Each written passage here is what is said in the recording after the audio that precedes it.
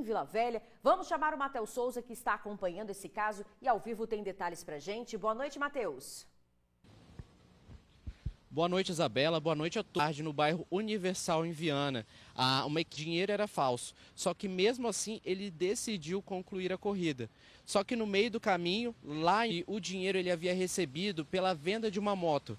Ele que se diz um produtor rural da Bahia, disse que recebeu R$ 1.500 pela venda dessa moto. Só que lembrando, na hora da abordagem a polícia só conseguiu apreender R$ 1.150. Explicar qual era a origem, né? E assim, tanto os dois, tanto o motorista quanto o passageiro, agora vão ter que prestar esclarecimentos aqui na Polícia Federal a respeito desse dinheiro. Lembrando que tanto a fabricação de dinheiro falso é crime previsto no Código Penal e quem pratica esse crime pode levar até 12 anos de cadeia, tanto também quem tenta colocar esse dinheiro para circular. Né? Quem tenta colocar esse dinheiro para circular também pode ser preso e ficar até 2 anos preso, Isabela. São essas as informações. Obrigada, Matheus. Pois é, vai dar um despertinho, sabe que o dinheiro é falso, não, ao invés de agir corretamente, não. Vai levar o dinheiro e acaba preso, né? Obrigada, viu? Olha, gente, estão presos os pais da bebê de 9 meses que caiu do 3º andar de um prédio em Cariacica no fim do mês passado. O caso é tratado pela polícia como uma tentativa de assassinato. A criança caiu do alto desse prédio no bairro Morada de Santa Fé, em Cariacica, no último dia 27. A queda teria sido um acidente. O pai teria ameaçado jogar uma sacola de lixo em um ônibus que passava na rua. A mãe teria tentado interferir e o bebê acabou caindo lá de cima. O que eles contam foi o seguinte, que o meu irmão ia lançar um lixo lá de cima, né? E na sua imprudência o desejo dele era lançar esse lixo em cima de um ônibus, assim, uma imprudência de adolescente. E, segundo ela avançou na frente para ele não fazer isso. Nisso dela fazer essa movimentação para ele não jogar o lixo em cima do ônibus, foi que a criança caiu. Mas, na época, a polícia militar tinha relatado uma suspeita de violência doméstica e que o próprio pai teria jogado a menina de uma altura de cerca de 15 metros. As investigações avançaram e agora a Polícia Civil trata o caso como uma tentativa de homicídio. O homem de 45 anos já está no presídio. A mulher foi detida hoje depois de se apresentar na Delegacia de Proteção à Criança. Para a família, a bebê ter sobrevivido à queda foi um milagre. A criança chegou a ser internada e não teve sequelas. Ela está sendo cuidada por uma parente da mãe. Sempre prego sobre milagre. Então eu preciso também viver milagre. Sabendo da altura que ela caiu, né, a gente estava temeroso, mas a gente crê num Deus que faz milagre. Olha, por se tratar de um inquérito policial que corre em segredo de justiça, outros detalhes não serão divulgados por enquanto. Família e amigos do taxista assassinado durante uma corrida pedem justiça. Wagner Oliveira Pinto da Silva atendeu um casal na rodoviária de Vitória e levou facadas no braço. Ele chegou a ficar internado, mas morreu após 15 dias em coma. O corpo do taxista foi levado por amigos e parentes. A despedida aconteceu em um cemitério em Cariacica hoje pela manhã. O enterro marcado por muita comoção. Vários colegas de trabalho fizeram questão de comparecer. Wagner Oliveira Pinto da Silva trabalhava na rodoviária de Vitória quando foi abordado por um casal. Um casal foi abordando os taxistas da frente e ele não percebeu que as pessoas eram suspeitas, né? Os taxistas rejeitaram essa corrida e ele estava lá atrás, não percebeu a rejeição dos colegas, né? Pela corrida parecer ser suspeita, acabou levando essa corrida. Sentido do bairro São Pedro ali, né, em Vitória, quando infelizmente ele teve essa abordagem nesse assalto e tentaram levar o carro, mas ele conseguiu fugir. O caso aconteceu no domingo, dia 21 de maio, às 11 da noite. O taxista ficou internado 15 dias, mas não resistiu. Eu sei que ele foi esfaqueado no braço e procurou socorro, foi no PA do Trevo, foi socorrido, fizeram o curativo, né, os procedimentos que eles achavam que estava certo. Aí ele foi para casa, mas acho que piorou, voltou. Daí ele foi piorando, aí foi internado, aí começou a inchar e aí Conseguiram UTI para ele foi entubado e foram fazendo tratamento, lavagem, e até chegar a esse ponto, né, que ele infartou. A categoria afirma que trabalha com medo. A situação deixa a gente revoltado, porque entra dia, sai dia, mês, ano, e é sempre a mesma coisa, são promessas que vai mudar, que vai fazer leis, e a vagabundagem está aí, a gente é à mercê deles. Tudo que a gente faz, né, o trabalhador tem mais regras, são todos eles impedidos de trabalhar honestamente por causa de vagabundo. A gente tem que trabalhar preso, e a gente que trabalha na rua ainda é pior ainda, está à mercê de qualquer coisa. R$ 290 foi o valor que custou a vida de um homem na Serra. Os suspeitos de cometer o latrocínio foram presos. Eles esganaram a vítima e ficaram com os objetos de valor da casa, uma botija de gás e um celular usado. O Enderson dos Santos Sarmento, de 24 anos, foi preso no dia 25 de maio em Barra Mares, Vila Velha. Ele é um dos suspeitos de estrangular e matar Pedro Henrique dos Santos da Silva, de 25 anos. O outro suspeito, Natan Coelho Fernandes, foi preso por roubo em janeiro deste ano em Vila Velha. Após a prisão, a polícia descobriu que ele era um dos envolvidos no crime. Da vítima, ela fazia faculdade de Educação Física, trabalhava em um lava-jato no bairro Jardim Camburi, município de Vitória, e não tinha qualquer tipo de envolvimento com atividades ilícitas. Na noite do dia 7 de maio de 2022, por volta de 9 horas, a vítima chegou acompanhada do Natan e do Enderson no seu apartamento e lá permaneceram até por volta de 10 horas da manhã do dia seguinte, domingo, Dia das Mães, bebendo, conversando e ouvindo música. Por volta de meio-dia, os vizinhos perceberam que o apartamento estava em silêncio e resolveram irem até o local para verificar se a vítima estava bem.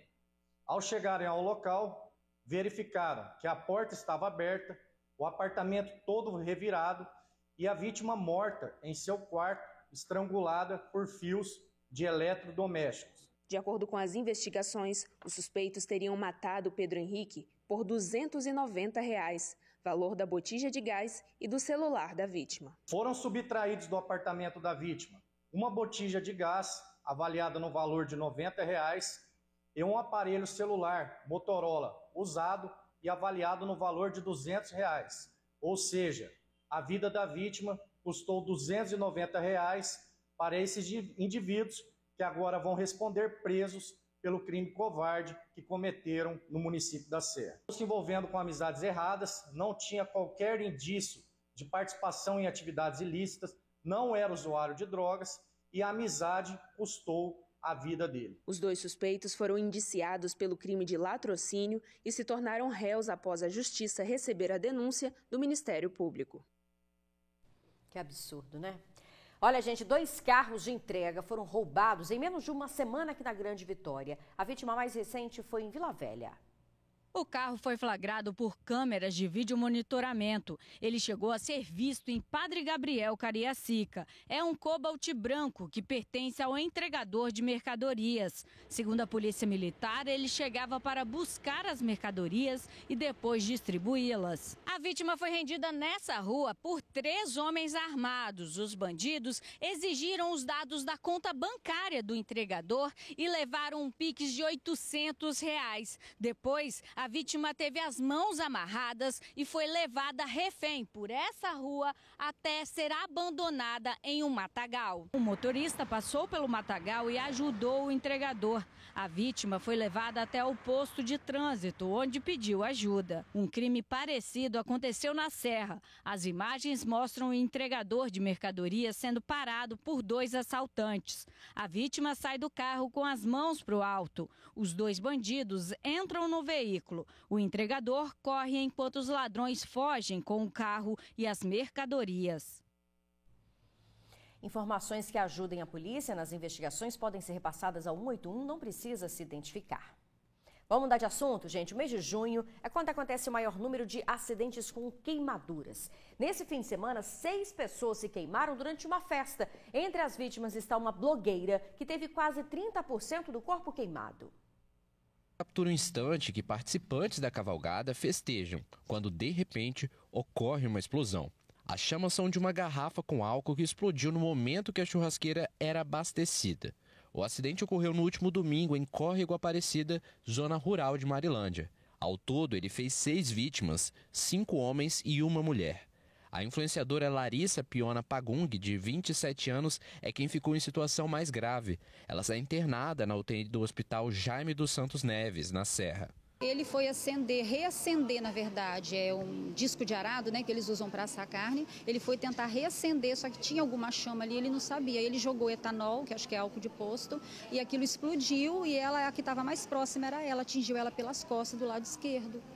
Aí ela queimou o braço, a perna, as costas, o bumbum, deu uma queimadura bem grande no rosto, mas foi assim, superficial, né? As tradicionais festas juninas que ocorrem durante o mês de junho marcam também um período em que cresce o número de acidentes com queimaduras. Cerca de 70% dos casos ocorrem dentro de casa, com fogões ou churrasqueiras. Por isso, o mês de junho é dedicado à conscientização desses acidentes e os traumas que eles provocam. São ocorrências relacionadas ao acendimento de fogueiras, churrasqueiras, balões, né, que também geram, além de acidentes, queimaduras, queimadas. Enfim, essa época do ano, a tendência das pessoas utilizarem esses materiais de forma inadequada e causar acidentes domésticos ou nas festas. No caso da cavalgada de Marilândia, um grande fator de risco para o acidente é o tipo de churrasqueira utilizada. As churrasqueiras de arado são formadas por chapas e o perigo está no fato de funcionarem com acendedores a álcool. O perigo do álcool é que ele é extremamente volátil, então ele libera muitos vapores e pega fogo muito fácil. Quando a gente utiliza, por exemplo, um óleo, que também é um líquido inflamável, o óleo de cozinha, porém ele demora para pegar fogo porque ele é menos volátil, então ele é mais seguro. O Hospital Jaime dos Santos Neves, na Serra, é referência no tratamento de queimaduras no estado. Todos os meses a gente tem pacientes internados com churrasqueira de arado. Por que ela é perigosa? Porque eles utilizam o álcool do posto de gasolina, que é o etanol, né? E essa churrasqueira, ela parece um richô, só que é maior. Aí coloca o etanol, coloca o fogo e na hora de reabastecer não consegue visualizar a chama. Então abastece colocando o álcool novamente. Isso causa uma explosão e acaba queimando quem está do lado e quem está abastecendo. É um alerta importante, né, gente? Olha, a blogueira Larissa continua internada sem previsão de alta por enquanto. A seguir, carros, embarcações e até helicópteros são apreendidos em operação contra a lavagem de dinheiro. É já já. 5 pessoas foram presas por envolvimento em um esquema de jogos de azar. Helicóptero, avião, joias e embarcações de luxo foram apreendidos. Pouco a pouco, os presos da Operação Frisson iam chegando no Departamento Médico Legal em Vitória. Empresários que, segundo o Ministério Público, integram uma organização criminosa especializada em jogo do bicho, agiotagem e lavagem de dinheiro. É verdade que estão lavando dinheiro do jogo do bicho? O Ministério Público investigava a quadrilha desde 2021. A principal atividade eram jogos de azar. O lucro obtido com os jogos era reinvestido em empresas laranjas e na aquisição de bens de valor agregado. Vários veículos foram apreendidos, entre eles um helicóptero, carros de luxo e até um avião. Também passam a ter restrição judicial outros 51 imóveis, 3 embarcações, 28 veículos e uma motocicleta. Os presos na operação foram encaminhados para o presídio na manhã de hoje. Na saída, um dos suspeitos parecia não estar preocupado com a prisão. Festa junina. Ah, quadrilha de festa junina. É, São João. A festa vai ser na cadeia agora? Vai. Olha, a investigação do Ministério Público Estadual começou em 2021 e contou com o apoio da Polícia Federal e também da Receita Federal. No total, foi solicitada e deferida judicialmente a restrição sobre 51 imóveis, 3 embarcações, 1 avião, 1 helicóptero, 28 veículos e uma moto. Provas colhidas na investigação apontam que a organização criminosa ocultava os bens conseguidos com a exploração do jogo de bicho, com décadas de histórico de lavagem de dinheiro. Um jovem foi morto no primeiro dia de trabalho. Ele vivia uma nova fase da vida, mas foi surpreendido pelos assassinos. O jovem Manfrines Pinheiro de Souza, de 24 anos, foi surpreendido pelo assassino dentro da oficina mecânica. O crime aconteceu na manhã dessa terça-feira, às margens da rodovia do Contorno, em Mucuri, Cariacica. Era o primeiro dia de serviço do rapaz, que faria o trabalho de ajudante de frete. Testemunhas contaram que o rapaz chegou à oficina mecânica justamente para poder encontrar o dono do caminhão, que estava em manutenção aqui nessa oficina. Ele chegou, então, percebeu, o dono foi comunicado de que o caminhão faltava uma peça ainda para poder realizar aí a finalização do conserto. Ele saiu daqui, foi comprar a peça e falou: espera que eu volto já. O Manfrines ficou lá dentro da oficina mecânica. Foi nesse meio tempo que um homem chegou ali, por aquela direção, sacou uma arma ali da porta mesmo da oficina. Ele atirou diversas vezes. O Manfrines ainda tentou correr, mas não teve tempo. Acabou sendo atingido e morreu lá dentro. Após os disparos, o suspeito fugiu. Pelo menos 7 perfurações foram encontradas no corpo da vítima. Na entrada da oficina, diversas cápsulas foram recolhidas pela polícia. Manfrines foi preso por tráfico de drogas em 2018, mas saiu da cadeia no ano passado, com alvará de soltura. Desde então, ele havia mudado de vida, passou a frequentar uma igreja evangélica, chegou inclusive a ser batizado. Só falava de Deus. Tudo dele era de Deus. Ontem eu conversei com ele, ontem à noite, ele me ligou. Nós ficamos ali mais de 15 minutos conversando. Eu tinha mandado um link na inscrição para ele fazer o vestibular, para estudar teologia, para ele virar pastor. E ele estava muito alegre, muito feliz. Infelizmente, as nossas leis no Brasil é muito frouxa. A pessoa faz isso, no sol quente, de manhã cedo, tem câmera aqui, não se importa com ninguém, vem aqui, mata, porque sabe da certeza da impunidade. É uma tristeza, né? A seguir, começa a interdição da Avenida Carlos Lindenberg, em Vila Velha. Os detalhes em instantes. Agora a gente fala da interdição da Avenida Carlos Lindenberg, em Vila Velha. Isso por causa das obras das galerias pluviais. Quem passar na região vai precisar de mais paciência no trânsito. O desvio no sentido Vitória-Vila Velha se estende por 150 metros. Começa na cabeceira da ponte do Rio Aribiri. O fluxo de veículos vai seguir pela pista do sentido contrário, que foi dividida em mão e contramão. A mudança no trânsito começou nesta terça-feira e vai durar 30 dias. A gente está transferindo essa mão no sentido Vitória-Vila Velha no contrafluxo, então a gente vai estar garantindo 2 pistas para cada lado. Então, a população que quiser passar aqui, ela vai continuar passando. O acesso à Avenida Darli Santos continua intacto. A intervenção é para a instalação das galerias de captação das águas das chuvas. Ao todo, são 1.800 metros de obras para evitar alagamentos. A população, principalmente desses bairros, sempre sofreu com os alagamentos de Vila Velha. Então, vai sanar um problema que é de décadas dele, para a gente estar melhorando essa qualidade de vida. Pedestres e ciclistas que percorrem a rodovia Carlos Lindenberg também devem ficar atentos. Há um corredor exclusivo para evitar que se arrisquem na pista. O projeto das galerias vai custar 15 milhões de reais aos cofres do governo do estado. A expectativa é que seja entregue no final de julho. Até lá, quem passa por aqui vai precisar ter um pouquinho mais de paciência. Tá difícil, né? Tá difícil. Tem que ter paciência. Muita.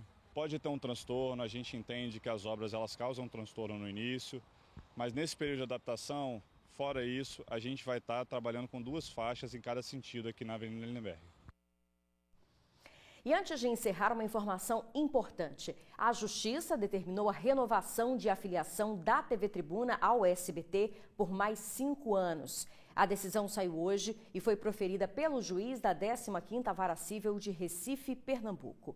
Vale ressaltar que desde dezembro de 2022, a TV Tribuna e outras 42 empresas que integram o Grupo João Santos, um dos maiores conglomerados do país, estão sob nova gestão. Os executivos que presidem a holding ressaltam que todos os investimentos acordados com o SBT para que a TV Tribuna continue afiliada à emissora no Espírito Santo serão honrados. E o nosso compromisso com você, que nos prestigia, com a sua audiência, continua, gente, firme e forte. Nós vamos te oferecer cada vez mais jornalismo ético e de credibilidade, como fazemos há 85 anos. É isso, boa noite e muito obrigada.